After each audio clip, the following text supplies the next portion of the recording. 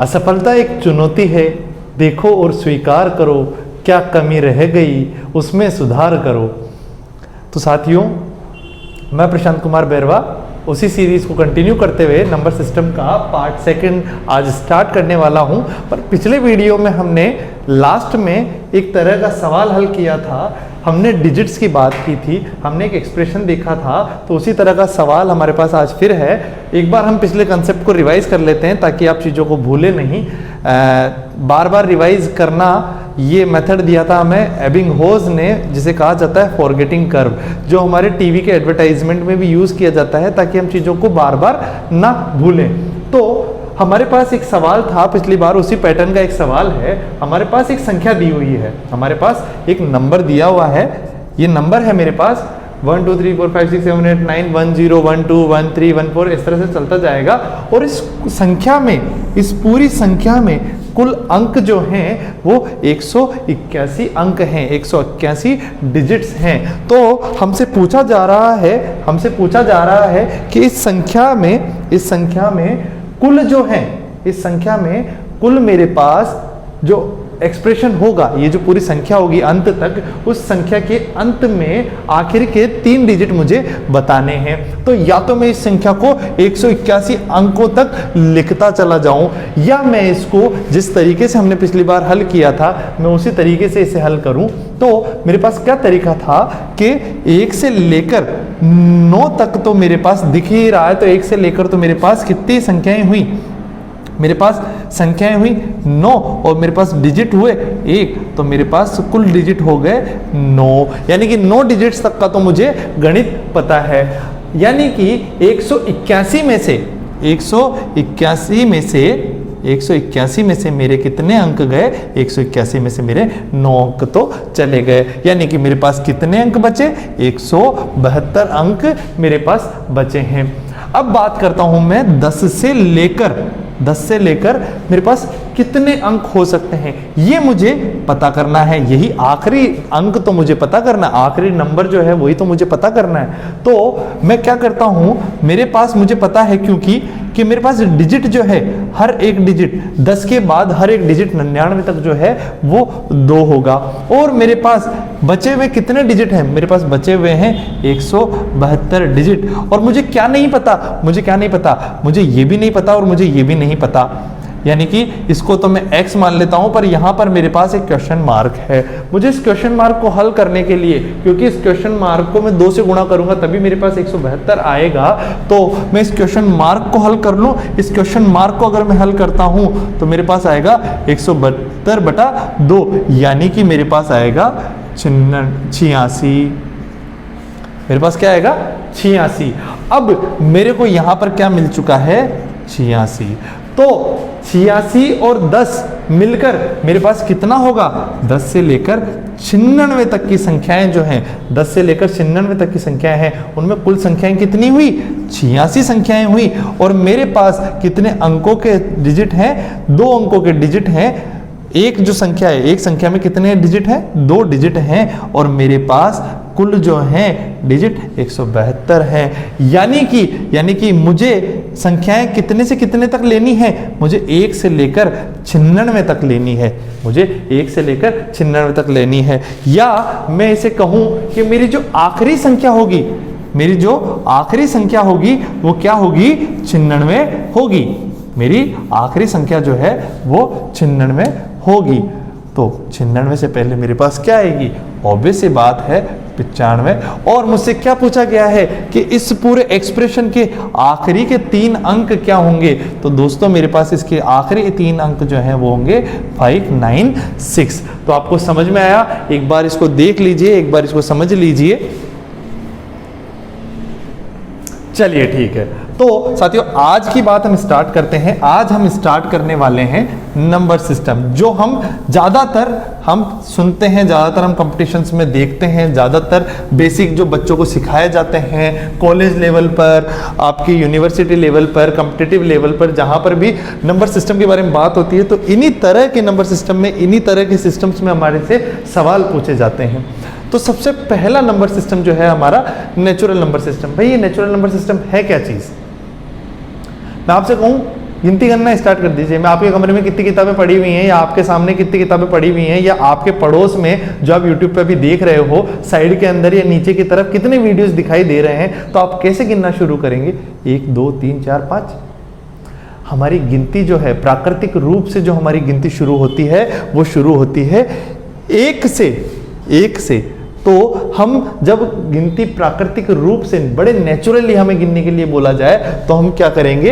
1 से गिनना स्टार्ट करेंगे, और हम एक वस्तु को पूरा एक मानकर, पूरी एक वस्तु को होल मानकर हम उसे गिनना शुरू करेंगे। उसके बाद हमारे पास बात आती है होल नंबर सिस्टम की। होल नंबर्स हमारे पास क्या होते हैं? जब ये हमारी जो नेचुरल नंबर सिस्टम था, हमारी जो प्राकृतिक संख्याएं थी, इनके अंदर हम शून्य को भी सम्मिलित कर लेते हैं, तो ये हमें गणना में पूर्णता का बोध देती है। जैसे इसे उदाहरण के तौर पे समझिए, आपके पास एक डिब्बा है और उस डिब्बे में आपने कुछ वस्तुएं डाली, तो आप गिनना स्टार्ट करेंगे, उन कुछ वस्तुओं की गिनती को स्टार्ट करेंगे आप गणित का इस्तेमाल करते हुए, 1 2 3 4 5। अब आप वापस निकाल रहे हैं रिवर्स क्रम में या उल्टे क्रम में, तो आप कैसे निकालेंगे? 5 4 3 2 1।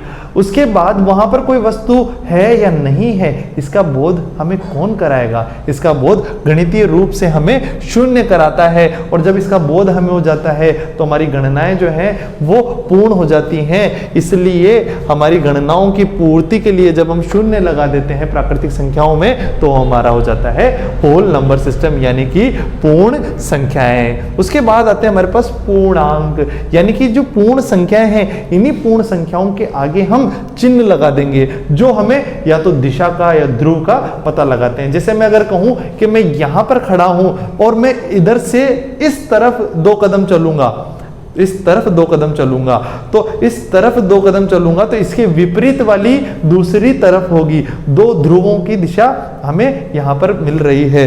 तो अगर ये मेरा शून्य है, ये मेरा आधार है जहां पर मैं खड़ा हूं, ये मेरा शून्य है, तो शून्य से अगर इधर चलूंगा तो मैं पॉजिटिव अगर मान लेता हूं, जो हमारा जर्नल नोटेशन है, जो हमारा साइंटिफिक नोटेशन है, उसमें दाहिनी ओर को पॉजिटिव माना जाता है और उसमें बाईं ओर को नेगेटिव माना जाता है, लेफ्ट साइड को नेगेटिव माना जाता है। तो हमारे पास माइनस से लेकर प्लस तक के जितने भी डिजिट्स हैं, -3 -4, इन्फिनिटी से लेकर -इन्फिनिटी से लेकर प्लस इन्फिनिटी तक के जितनी भी पूरे डिजिट हैं, पूरी संख्याओं का जो बोध कराता है, वो हमारे पास क्या कहलाते हैं? पूर्णांक कहलाते हैं।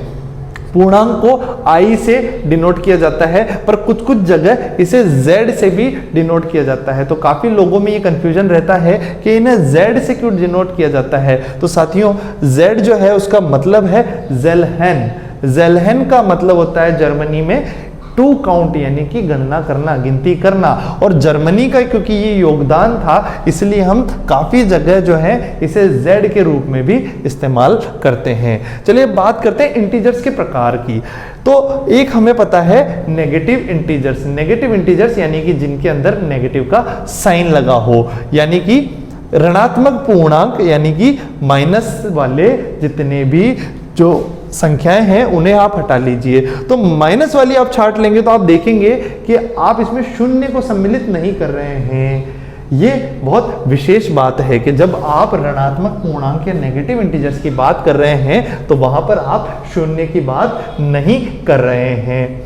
वहीं दूसरी ओर जब आप पॉजिटिव इंटीजर्स की बात कर रहे हैं या धनात्मक पूर्णांकों की बात कर रहे हैं, तो आप प्लस वाले जितनी भी संख्याएं हैं आप उन्हें ले रहे हैं, यानी कि इन पूर्णांकों में से आप नेगेटिव वाली और शून्य को हटा दीजिए, सिर्फ पॉजिटिव वाली 1 2 3 से स्टार्ट कर लेंगे तो आप पाएंगे पॉजिटिव इंटीजर्स। यहां पर भी आप देखेंगे, यहां पर भी आपने शून्य को सम्मिलित नहीं किया है। तो हमने क्या किया? शून्य को न तो ऋणात्मक पूर्णांक में सम्मिलित किया, न धनात्मक पूर्णांक में सम्मिलित किया। तो हम इस निष्कर्ष पे निकल सकते हैं कि हमारा जो शून्य है वो न तो ऋणात्मक पूर्णांक है न धनात्मक पूर्णांक है। ऐसे प्रैक्टिकली भी समझा जा सकता है कि शून्य हमारा धरातल है। अगर हम जमीन में से कुछ खड्डा खोद रहे हैं तो खड्डा खोदना जो है, हमारा जितने फावड़े हम उसमें से निकालेंगे वो हमारे माइनस है, और जो निकाल कर बाहर जो हमने ढेर लगा दिया वो हमारा प्लस है। अच्छा, एक चीज आप और यहाँ पर नोटिस कर पाएंगे कि पॉजिटिव इंटीजर्स जो हैं वो 1 2 3 4 5 6 7 8 9 आगे तक चलते जाएंगे, पर वो 1 से शुरू होते हैं, तो हम इसे ये भी कह सकते हैं कि पॉजिटिव इंटीजर्स जो हैं वो हमारे नेचुरल नंबर से ही होते हैं। उसके बाद हमारे पास आते हैं नॉन नेगेटिव इंटीजर्स, यानी कि गैर ऋणात्मक पूर्णांक। गैर ऋणात्मक पूर्णांक यानी कि मैं सिर्फ ऋणात्मक पूर्णांकों को हटा दूं। ऋणात्मक पूर्णांकों को हटाने पे मेरे पास क्या आएगा, 0 1 2 3 4 5, 0 1 2 3 4 5, इसे मैं कहता हूं गैर ऋणात्मक पूर्णांक। और मैं जैसा कि देख सकता हूं कि मेरे जो गैर ऋणात्मक पूर्णांक है या नॉन नेगेटिव इंटीजर्स हैं, वही मेरे क्या हैं, होल नंबर्स भी हैं। वही बात करते हैं नॉन पॉजिटिव इंटीजर्स की। नॉन पॉजिटिव इंटीजर्स का मतलब मैं पॉजिटिव वालों को छुपा लूं, नॉन पॉजिटिव इंटीजर्स जो है मेरे वो 0 -1 -2 -3 -4 इस तरह से आगे चलते जाएंगे। पर अभी तक मैं इंटीजर्स की, होल नंबर्स की, नेचुरल नंबर्स की जो भी बात करता आया हूं, अभी तक जो भी बात करता आया हूं, उस बात में एक विशेष निष्कर्ष आप ये देखिएगा कि मैंने जो भी वस्तुएं हैं या जिनकी भी मैं गणना कर रहा हूं, जिनकी भी मैं गिनती कर रहा हूं, मैं उन्हें पूरा पूरा मान रहा हूं, मैं उन्हें पूरा पूरा मान रहा हूं। मान लीजिए उसके हिस्से हो तो, मान लीजिए उसके हिस्से होते हैं। जैसे मान लीजिए कि आपने पिज्जा है, उस पिज्जा के आपको 6 स्लाइस या 8 स्लाइस मिले, तो आप उस एक हिस्से को क्या कहेंगे, अगर 8 हिस्से हैं कुल, तो आप उस एक हिस्से को कहेंगे 1/8, यानी कि 8 हिस्सों में से ये एक हिस्सा मेरे पास आया है। तो जब हम ये बात कहते हैं तो वहां पर हम रेशनल नंबर्स की बात, यानी कि परिमेय संख्याओं की बात शुरू कर देते हैं। परिमेय संख्याएं हमारे पास क्या होती है, परिमेय संख्या की काफी सारी परिभाषाएं हैं। परिमेय संख्याएं वे संख्याएं होती हैं जिन्हें P/Q की फॉर्म में लिखा जा सके। Rational numbers are those numbers which can be written as P/Q where Q is not equal to 0, यानी कि Q जो है वो 0 के बराबर नहीं है। या हिंदी में से कहा जाता है ऐसी संख्याएं जिन्हें अंश बटा हर या न्यूमरेटर बटा डिनोमिनेटर के रूप में दर्शाया जा सके, जहां हर या डिनोमिनेटर जो है वो 0 के बराबर नहीं हो, उन संख्याओं को हम रेशनल नंबर्स कहते हैं। वहीं इसकी एक और परिभाषा है कि ऐसी संख्याएं अगर आप मान लीजिए कि आप किसी को P/Q की फॉर्म में लिखेंगे, तो P/Q की फॉर्म में लिखने का मतलब है आप P में Q का भाग दे रहे हैं, आप P में Q का भाग दे रहे हैं, और जो कि किसी ना किसी दशमलव के रूप में आएगा, जो कि किसी ना किसी दशमलव के रूप में आएगा। तो ऐसी संख्याएं जिनके दशमलव में या तो टर्मिनेटिंग डेसिमल हो, यानी कि दशमलव के बाद अंकों की संख्या निर्धारित हो, दशमलव के बाद अंकों की संख्या निर्धारित हो, या फिर नॉन टर्मिनेटिंग, यानी कि दशमलव के बाद के अंकों की संख्या निर्धारित तो ना हो, परंतु वो जो संख्या है या वो जो अंक है वो बार बार अपने आप को रिपीट कर रहे हो। यानी कि मैं अगर एक बार में कहना चाहूं तो non terminating but repeating decimal हो, यानी कि एक और तरीके से मैं इसे कहना चाहूं कि दशमलव के बाद के अंक या तो निश्चित हो या फिर वे जो अंक हैं उनकी बार बार आवृत्ति हो रही हो, बार बार उनका रिपीटेशन हो रहा हो, तो ऐसे संख्याओं को रेशनल नंबर्स या परिमेय संख्या कहा जाता है। जैसा कि आप देख सकते हैं यहाँ पर 0.66666 बार बार रिपीट हो रहा है, तो मैं क्योंकि इसकी बार बार आवृत्ति हो रही है, मैं इसे लिख सकता हूँ 0.6 के ऊपर बार, यानी कि इस बार से मैं समझ सकता हूँ कि बार बार इसकी आवृत्ति हो रही है। वहीं अगर ये एक अंक ना होकर ज्यादा अंकों की आवृत्ति हो, तो जैसे 0.123 123 123 123, अगर 123 की आवृत्ति हो रही है तो एक पूरे डिजिट पैटर्न की बार बार आवृत्ति हो रही है। ऐसी जितनी भी संख्याएं हैं वो मेरे पास क्या कहलाएंगी, रेशनल नंबर्स या परिमेय संख्याएं कहलाएंगी। दूसरी बात, ऐसी संख्याएं जिन्हें P/Q फॉर्म में नहीं लिखा जा सकता, P/Q फॉर्म में नहीं लिखा जा सकता, या फिर ऐसी संख्याएं जो non terminating but non repeating भी हैं, non terminating and non repeating भी हैं, यानी कि जिनमें दशमलव के बाद अंकों की संख्या भी निर्धारित नहीं है और कोई पैटर्न भी नहीं बन रहा है, जैसे पाई का मान, जैसे नेपियर्स कांस्टेंट का मान, जैसे √2 या रूट 6 अगर ये आ रहे हैं, रूट वाली कोई भी संख्या या कोई भी ऐसा कांस्टेंट जिसके बाद में अंकों की संख्या निश्चित नहीं है और कोई आवृत्ति नहीं हो रही है, ऐसी संख्याओं को इर्रेशनल संख्या कहा जाता है, इर्रेशनल नंबर कहा जाता है, या फिर कहें अपरिमेय संख्या कहा जाता है। अब इन दो कंसेप्ट्स में कुछ बच्चों को बहुत डाउट होता है। बहुत डाउट का मतलब कि पहला सबसे महत्वपूर्ण सवाल जो पूछने का है यहाँ पर वो है कि Q is not equal to 0 क्यों होगा भाई, ऐसा क्यों हुआ? तो आप इसे समझिए, 1/2 का क्या मतलब है? 1/2 का मतलब है मैं इसके 2 हिस्से कर रहा हूं। मैं इसके कितने हिस्से कर रहा हूं? एक ही वस्तु के मैं 2 हिस्से कर रहा हूं।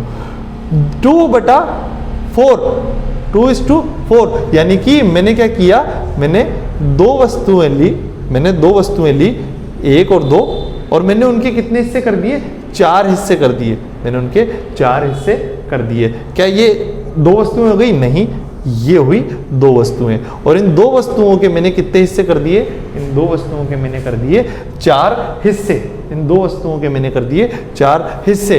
तो मैं इनके छोटे हिस्से करता जा रहा हूं। इसका मतलब क्या हुआ? इसका मतलब ये हुआ कि ऊपर की संख्या अगर मैं एक निर्धारित रख दूं, ऊपर की संख्या मैं एक निर्धारित रख दूं, जैसे मान लीजिए मैं 1 रख दूं, और मैं अगर इसके डिनोमिनेटर में यानी कि इसके हर में अगर संख्या बढ़ाते जाऊं, पहले मैंने 2 किया, फिर मैंने 4 किया, फिर मैंने 8 किया, तो इसका मतलब क्या हुआ? 2 हिस्से, 4 हिस्से और 8 हिस्से। 1 2 3 4 5 6, 1 2 3 4 5 6 7 8 हिस्से। तो ऐसे मेरे पास हिस्से जो हैं वो बढ़ते चले जाएंगे, वो हिस्से मेरे पास बढ़ते चले जाएंगे। पर मान लीजिए कि मैं इन हर को बढ़ाने की बजाय अगर मैं इस हर को घटाते जाऊं, यानी कि 0.5 अगर मैं कर देता हूं, तो 0.5 का मतलब क्या है? वो भी इसके बराबर ही होता है, यानी कि 1 सही 1/2, और इसको क्या लिखेंगे हम? 1/1 गुणा 2/1। इसको जस्ट उल्टा करके लिखेंगे, यानी कि आंसर मेरे पास आएगा 2। 1/0.5 को मैं क्या कहूंगा? 2। यानी कि इसका मतलब क्या हुआ कि अगर मैंने 1 से छोटा हिस्सा किया, मतलब मैंने 0.5 हिस्से किए उसके, तो 0.5 हिस्सा करने का मतलब क्या है? मेरे पास वो वस्तु जो है वो दुगनी हो गई।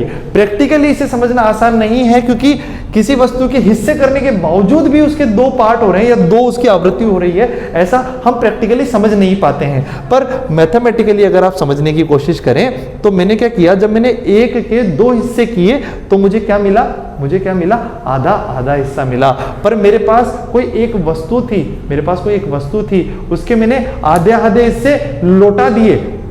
माइनस नीचे का होने का मतलब मैंने उसको 0.5 हिस्से जो हैं वो लौटा दिए। तो 0.5 हिस्सा, एक ही वस्तु के पास 0.5 हिस्सा प्रति वस्तु अगर मैंने लौटा दिया, तो मेरे पास एक और मिल जाएगी मुझे वस्तु, यानी कि मेरे पास कुल जो है आंसर वो हो जाएगा 2। तो मान लीजिए कि अगर जैसे जैसे मैं बढ़ाता जा रहा था, जैसे जैसे मैं हर का मान बढ़ाता जा रहा था, तो मेरे हिस्से जो हैं वो छोटे होते जा रहे थे। पर अगर मैं हर का मान घटाता जाऊं, अगर मैं 0.000000001 ले लूं, तो मेरे पास ये जो हल है वो बहुत अधिक हो जाएगा। वो हल जो है वो बहुत अधिक हो जाएगा। 0.5 पे मेरे पास क्या आया? 2। 0.25 पे मेरे पास क्या आया? 4। तो मैं अगर इसको बढ़ाते जाऊंगा, इस हर की मान को छोटा करता जाऊंगा, तो मेरे पास ये मान जो है बढ़ता जाएगा, और जब ये शून्य के बिल्कुल नजदीक हो जाएगा तो ये लगभग अनंत हो जाएगा।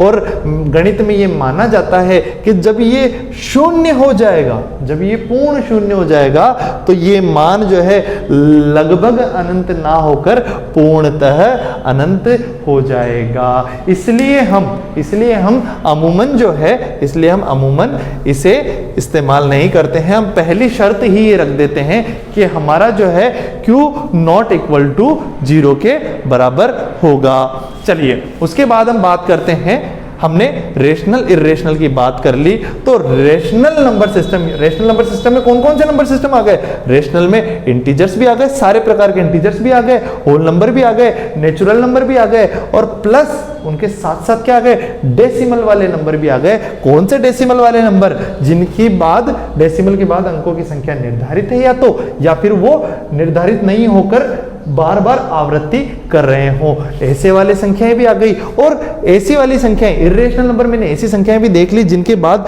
डेसिमल के बाद अंकों की संख्या न तो निर्धारित है न कोई इनमें आवृत्ति हो रही है। तो जब इन सारी संख्याओं को मैं मिला लूंगा, तो मुझे क्या मिलेगी, रियल नंबर मिलेगी, वास्तविक संख्याएं मिलेगी। और वास्तविक संख्याएं वे संख्याएं होती हैं जो किसी वास्तविक रेखा पर किसी बिंदु के रूप में दर्शाई जा सके, यानी कि परिमेय और अपरिमेय संख्याओं का सम्मिश्रण। तो वास्तविक रेखा क्या है, अब इस परिभाषा को हम समझने की कोशिश करते हैं। ये मैंने एक वास्तविक रेखा बना दी, कोई भी रेखा जो आपको दिख रही है वो वास्तविक रेखा कहलाती है। ये मेरी वास्तविक रेखा है। इस वास्तविक रेखा पे मैंने बराबर बराबर के इंटरवल मान लीजिए 0 1 2 3 4 5 6। इधर मैं बात कर लेता हूं -1 -2 -3 -4 और इस तरह से आगे -इंफिनिटी, इधर +इंफिनिटी। अब इस पूरी लाइन पे मैं आंख बंद करके कहीं पे भी किसी भी बिंदु पे मैं अगर पॉइंट रख देता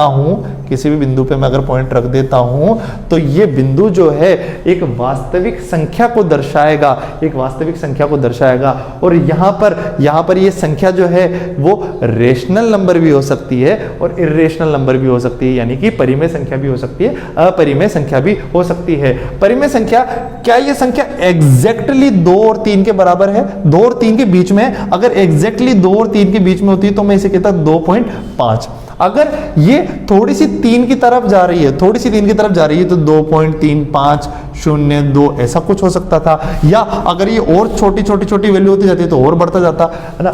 अगर ये अनंत तक बढ़ता और इसके बाद अंकों की आवृत्ति ना होती तो ये क्या हो गई, अपरिमेय संख्या हो गई। यानी कि यहाँ पर एक बहुत छोटी सी अपरिमेय संख्या है जो बहुत ज्यादा छोटी है, जिसको हम माप ही नहीं पा रहे हैं, पर इस रेखा पर तो दर्शाई जा सकती है। वास्तविक रेखा पर तो मुझे दिखाई पड़ रही है, एक बिंदु में उसका निर्धारित कर सकता हूं। और बिंदु के लिए ये माना जाता है कि बिंदु का न तो कोई डायामीटर है न कोई इसकी थिकनेस है, तो यानी कि मैं कहीं पे भी प्लॉट करूं वो छोटा होता चला जाएगा। तो ये जो बिंदु है ये क्या कर रहा है, एक वास्तविक संख्या को निर्धारित कर रहा है, एक वास्तविक संख्या को प्रदर्शित करता है। और इसी वास्तविक रेखा पर कोई भी संख्या जिसे प्रदर्शित किया जा सके उसे हम कहते हैं वास्तविक संख्या, रियल नंबर सिस्टम। अच्छा, इसके अलावा एक छोटा सा आप लोगों में कंफ्यूजन, काफी सारे लोग क्योंकि यहाँ नए हैं और काफी सारे लोग जो मैथमेटिक्स के बैकग्राउंड से नहीं हैं, उन्हें ये नहीं पता है कि √1 या √2 क्या होता है। √2 को समझ लीजिए, आपने पाइथागोरस चाचा का नाम सुना होगा 10वीं क्लास अगर आपने पढ़ी है तो 10वीं क्लास तक आपके पास एक पाइथागोरस चाचा आते हैं।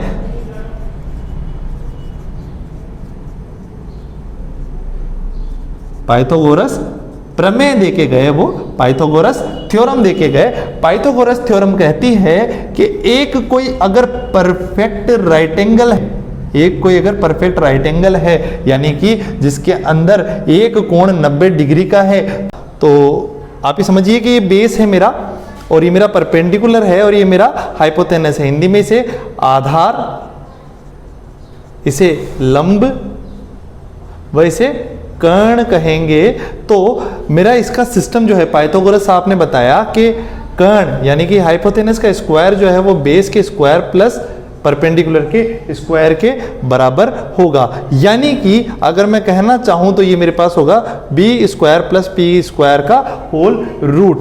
और मैंने नंबर लाइन पे अगर देखा, नंबर लाइन पे मेरा 0 और 1 है, 0 और 1 है, उनके बीच में एक यूनिट है। अगर मैं इतनी ही एक यूनिट जो है वो ऊपर भी ले लूं तो ये जो लंब है, ये लंब जो है मेरा वो क्या होगा, 1 + 1 यानी कि 2√2 होगा। और इसी √2 की जो छाया होगी, इसी √2 की छाया यहां पर कहीं गिरेगी और वो क्या कहलाएगी, इर्रेशनल कहलाएगा। वो जो नंबर है, नंबर लाइन पर जो रिप्रेजेंट होगा वो मेरा क्या कहलाएगा, इर्रेशनल नंबर कहलाएगा।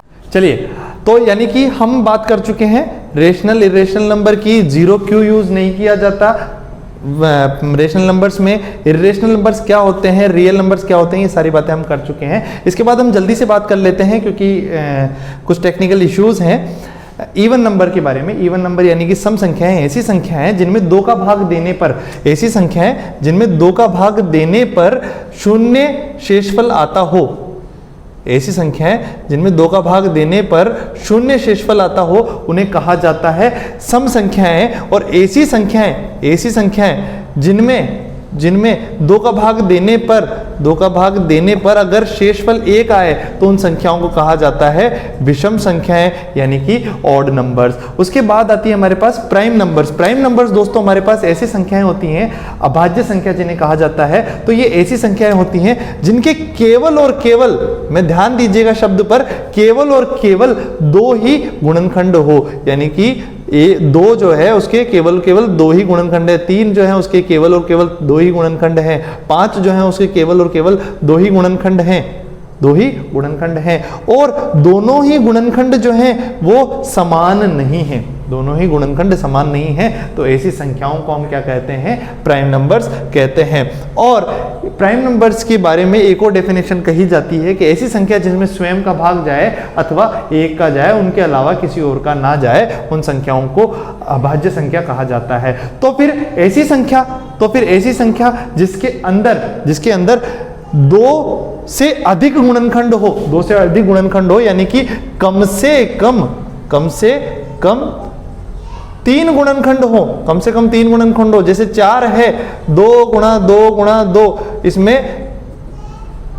3 गुणनखंड है, कम से कम 3 गुणनखंड वाली संख्या को क्या कहा जाता है? कंपोजिट नंबर या कहूं भाज्य संख्या। ऐसी संख्याएं दोस्तों, उसके बाद हम आगे बढ़ते हैं।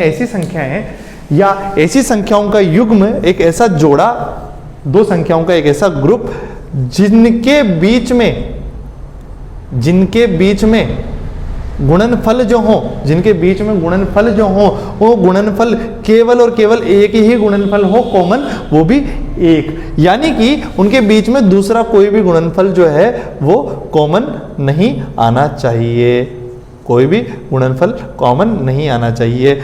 यहां पर सिर्फ एक ही कॉमन आएगा, उसके अलावा और कोई भी कॉमन नहीं आएगा। इन संख्याओं को कहा जाता है सह अभाज्य संख्या। क्या 14 और 3 क्या ये दोनों हो सकती हैं? हाँ बिल्कुल हो सकती है। 7 दूनी 14 गुणा 1, ये तो हमारे पास हो गए 14 के गुणनखंड, और ये हमारे पास 3 के गुणनखंड हो गए 3 गुणा 1, और केवल एक ही मिल रहा है जो तो सभी का गुणनखंड है, उसके अलावा कोई भी कॉमन गुणनखंड मुझे नहीं मिल रहा है। तो ऐसी संख्याओं को सह अभाज्य संख्या कहा जाता है। तो साथियों, आशा करता हूं आप सभी को ये वीडियो समझ में आया होगा। कहीं पर भी आपको अगर कुछ समझ में नहीं आता है, तो आप एक बार वीडियो को दोबारा से देख लीजिएगा। इस वीडियो में अगर आपको कोई दिक्कत होती है, आप कोई सुझाव देना चाहते हैं, तो कमेंट सेक्शन में आपका स्वागत है। एक बार के लिए मैं साइड में हट जाता हूं, आप एक बार फिर से देख लीजिए। आप इसके नोट्स ले सकते हैं स्क्रीनशॉट के साथ, ये पूरे के पूरे नोट्स आप आराम से पढ़ सकते हैं। जय हिंद। किसी भी सुझाव के लिए एक बार मैं फिर से कहना चाहूँगा, क्योंकि मैं नया हूँ यूट्यूब पे, आप किसी भी तरह के सुझाव के लिए कमेंट सेक्शन में मुझे मैसेज कर सकते हैं, या डिस्क्रिप्शन बॉक्स में मेरा इंस्टाग्राम आईडी, मेरा फेसबुक अकाउंट या मेरा मोबाइल नंबर जो भी उपलब्ध रहे, आप वहाँ पर भी मैसेज कर सकते हैं। लाइक कीजिए, शेयर कीजिए, सब्सक्राइब कीजिए। जय हिंद, जय भारत।